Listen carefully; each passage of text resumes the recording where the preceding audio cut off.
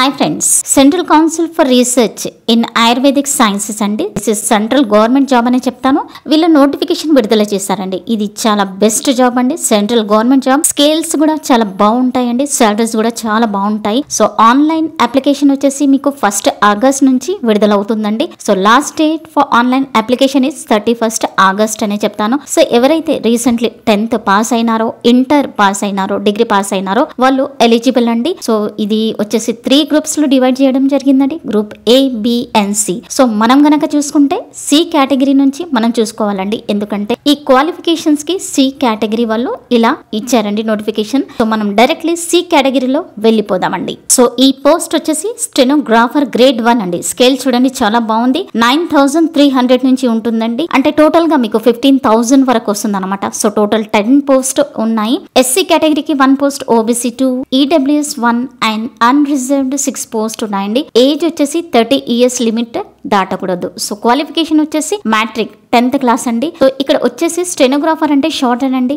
120 words per minute మీరు short hand లో రాయాల్సి వస్తుంది. సో సెకండ్ పోస్ట్ వచ్చేసి స్టాటిస్టికల్ అసిస్టెంట్ అండి. సో ఇది కూడా స్కేల్ సేమ్ స్కేల్ అనే చెప్తాను. 2 పోస్ట్ ఉన్నాయండి. OBC ఒకటి, అన్రిజర్వ్డ్ ఒకటి. ఇక్కడ SC వాళ్ళకి పోస్ట్ అవైలబుల్ లేదండి. సో ఇక్కడ వచ్చేసి నెక్స్ట్ వచ్చేసి అప్పర్ డివిజన్ క్లర్క్ అండి. సో లోవర్ డివిజన్ క్లర్క్ కూడా ఉందండి. అప్పర్ డివిజన్ క్లర్క్ వచ్చేసి 39 పోస్టులు ఉన్నాయండి. 6 SC వాళ్ళకి, 2 SC వాళ్ళకి, 2 ST వాళ్ళకి, 10 OBC వాళ్ళకి, 4 EWS వాళ్ళకండి, 17 అన్రిజర్వ్డ్ అనమాట. సో ఇక్కడ స్టెనోగ్రాఫర్ గ్రేడ్ 2 గ్రూప్ కండి 14 పోస్టులు ఉన్నాయి. 2 SC, 1 ST, 3 OBC, 1 EWS, 7 unreserved అండి. సో మెయిన్ వచ్చేసి 10th క్లాస్ పాస్ అయితే చాలు, కానీ షార్ట్ హ్యాండ్ కంపల్సరీ రావాలండి. 100 words per minute ఉండాలి. టైపింగ్ వచ్చేసి అయితే కనుక 40 words per minute ఉండాలండి. సో లోవర్ డివిజన్ క్లర్క్ అయితే మీరు కంపల్సరీ 12th క్లాస్ పాస్ అవ్వాలండి. సో ఎవరైతే స్టూడెంట్స్ 12th జస్ట్ పాస్ వాళ్ళు కూడా ఎలిజిబుల్ అండి. టోటల్ పోస్ట్ వచ్చేసి 39 పోస్ట్ అండి. 7 SC వాళ్ళకి, సో 3 వచ్చేసి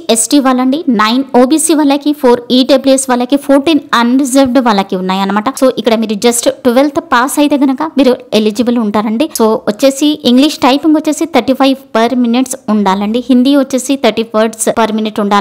ఎవరైతే ఎలిజిబుల్ వాళ్ళు కంపల్సరీ అప్లై చేయండి అని చెప్తాను. జస్ట్ టైపింగ్ క్వాలిఫికేషన్ ఉంటే చాలు. మీ ఇదంతా ప్రాసెస్ వచ్చేసి ఆన్లైన్ ఉంటుందండి. ఇవన్నీ వేరే వేరే పోస్టులు ఉన్నాయి. మీరు ఏదైతే ఎలిజిబుల్ ఉన్నారో దాన్ని బట్టి మీరు ఇక్కడ అప్లై చేయొచ్చు. మాక్సిమం అన్ని పోస్టులకి మ్యాట్రిక్ అంటే 10th క్లాస్, అంతేకాకుండా ఇంటర్, అంతేకాకుండా డిగ్రీ పాస్ అయిన వాళ్ళు అప్లై చేస్తే చాలండి. సో ఇక్కడ మనకు మెయిన్ ముఖ్యంగా చూడవలసింది multitasking staff. Total 72 post ఉన్నాయండి. అది కూడా రిజర్వేషన్ వాళ్ళకైతే SC వాళ్ళకి 20, ST వాళ్ళకి 12 పోస్టులు, OBC వాళ్ళకి 48, 16 EWS వాళ్ళకి 83 అన్రిజర్వ్డ్ అండ్ SC వాళ్ళకైతే 2 ఉన్నాయండి. సో 10 OBC వాళ్ళకు ఉన్నాయి. ఇది మల్టీ టాస్కింగ్ అండి. గ్రూప్ C లెవెల్లో వస్తుంది. 5200 నుంచి స్టార్ట్ అవుతుందండి. మీకు మంచిగా 15,000 శాలరీ ఉంటుంది. ఏజ్ లిమిట్ వచ్చేసి 27 years అండి. Qualification only minimum 10th class any board of examination నుంచి. సో ఇక్కడ వచ్చేసి గ్రూప్ C లో టోటల్ 23 పోస్టులు ఉన్నాయండి.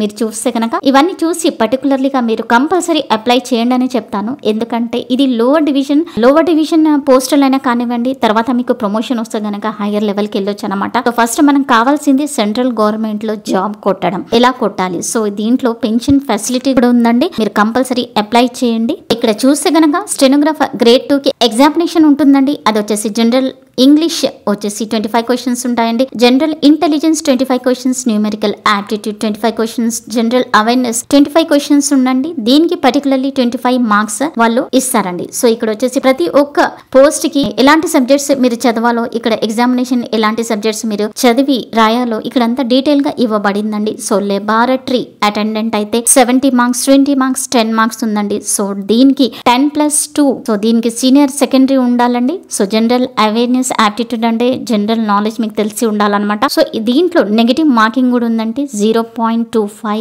నెగిటివ్ మార్కింగ్ ఇవ్వడం జరుగుతుంది. సో మీరు మార్కింగ్ చేసేటప్పుడు చాలా జాగ్రత్తగా చేయాలి. ఏదైతే మీరు కరెక్ట్ మార్క్ చేస్తారో దాంట్లో కూడా డిడక్ట్ అవే అవకాశాలు ఉంటాయి. సో మీరు ఒక్కసారికి 2 సార్లు చూసిన తర్వాతనే నెగిటివ్ మార్కింగ్ అలా ఆలోచించి కరెక్ట్ మార్కింగ్ చేయడం బెటర్ అనే చెప్తాను. సో ఇక్కడ డ్రైవర్ ఆర్డినరీ గ్రేడ్ కి వచ్చేస్తే as per staff selection commission matric level enough అండి డ్రైవర్ పోస్ట్ కి అయితే. సో పర్టికులర్లీ లైబ్రరీ క్లర్క్ కూడా ఉందండి పోస్ట్. So 70 marks. సో ఇదంతా పర్టికులర్ సబ్జెక్ట్స్ కి ఎలాంటి మీరు సబ్జెక్ట్స్ చదవాలో ఇక్కడ ఇవ్వడం జరిగిందండి. సో ఇక్కడ మీరు 1 by 1 స్క్రోల్ చేసి మీరు వీడియోని స్కిప్ చేయకుండా ఆల్ట్ చేసిన తర్వాతనే మీరు ఇదంతా సెలెక్ట్ చేసి మొత్తం పీడిఎఫ్ వచ్చేసి మీకు ప్రొవైడ్ చేస్తానండి. లింక్ డిస్క్రిప్షన్ లో ఇస్తాను. ఆ వెబ్సైట్ కి వెళ్ళి మీరు ఎలా అప్లై చేయాలి అవన్నీ డీటెయిల్ గా లింక్ లో ఉంటాయి. మీరు అక్కడ వెళ్ళి అప్లై చేయొచ్చండి. అనేది ఏంటంటే ఇది సెంట్రల్ గవర్నమెంట్ జాబ్ అండి. ఇక్కడ ఎగ్జామినేషన్ ఫీ వచ్చేసి A-B పోస్టులకి వదిలిపెట్టేసి డైరెక్ట్ C పోస్ట్ కి ఎలా అప్లై చేయాలంటే ₹100 అండి processing fee. Examination fee for OBC వాళ్ళకైతే 200 అండి. SC/ST వాళ్ళకి ఏం ఫీజు లేదండి, వాళ్ళ fee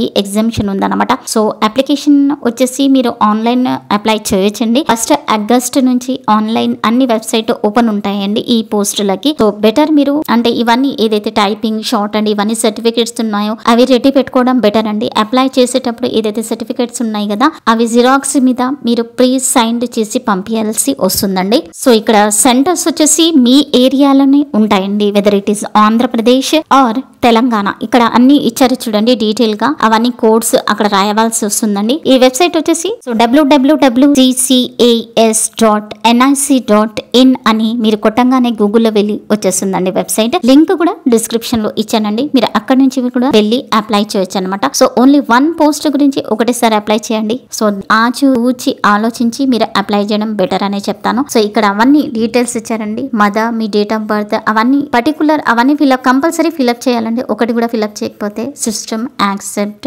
చెయ్యదండి. So mode of payment వచ్చేసి SBI లేదా ఎనీ క్రెడిట్ డెబిట్ కార్డ్ నుంచి కూడా మీరు ఆన్లైన్ అప్లికేషన్ ఫీజు పే చేయొచ్చండి. సో పర్టికులర్ ఫోటోగ్రాఫ్స్ మీరు అప్లోడ్ చేసేటప్పుడు ఎలాంటి MG 1 MG or 2 MG ఇవన్నీ డీటెయిల్ ఇక్కడ ఇవ్వడం జరిగిందండి. మీరు లాగిన్ చేసిన తర్వాత ఆటోమేటికలీ మీకు కనిపిస్తుందండి. సో నో అబ్జెక్షన్ సర్టిఫికేట్ కూడా మీరు సబ్మిట్ చేయాల్సి వస్తుందండి ఒకవేళ మీరు ఆల్రెడీ జాబ్ చేస్తున్నట్టు అయితే గనక. సో ఇక్కడ వచ్చేసి ఈవెన్ గవర్నమెంట్ ఆఫీస్ లో పబ్లిక్ సెక్టర్ లో చేసే వాళ్ళు కూడా నో అబ్జెక్షన్ సర్టిఫికేట్ సబ్మిట్ చేయాలి. So for the post of these C category పోస్టులకండి. సో ఫస్ట్ అండ్ 2 కేటగిరీస్ అయితే డాక్టర్స్ కి అప్లికేబుల్ ఉందండి. సో పర్టికులర్లీ మనం అప్లై చేయాల్సింది C category. So C category lower division stenographer, typing attender, drivers ఇవన్నీ post ఇవ్వడం జరిగింది. సో చూడండి ఇక్కడ వెబ్సైట్ వచ్చేసి ఇక్కడ డీటెయిల్ గా ఇచ్చాను. దీంట్లో క్లిక్ చేసినా మీరు వెళ్ళిపోతారండి. So last date is 31st August 2025. Examination will be 3 hours ఉంటుందండి. సో ఎవరైతే ఇంట్రెస్టెడ్ క్యాండిడేట్స్ ఉన్నారో, ఎవరైతే ఎలిజిబుల్ క్యాండిడేట్స్ ఉన్నారో, ఎవరైతే 10th class inter degree just pass అయినారో వాళ్ళు కూడా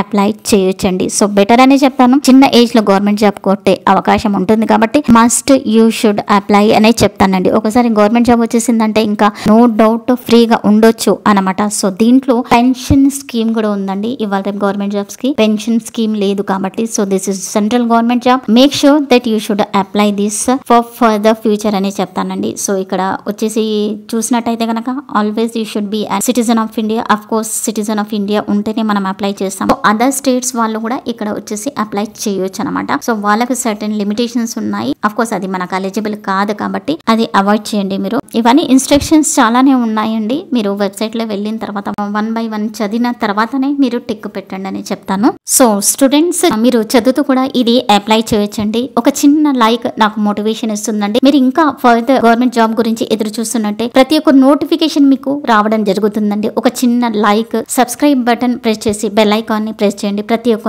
నోటిఫికేషన్ మీ దగ్గర రావడం జరుగుతుంది. సో దాన్ని బట్టి మీరు అప్లై చేయొచ్చండి. మీ ఫ్రెండ్స్ తో కూడా ఈ ఇన్ఫర్మేషన్ షేర్ చేయండి. So that they will apply for the central government job అండి. మీకు ఒకవేళ వీడియో నచ్చితే కనుక సబ్స్క్రైబ్ చేయడం మర్చిపోకండి. Thanks for watching and all the best.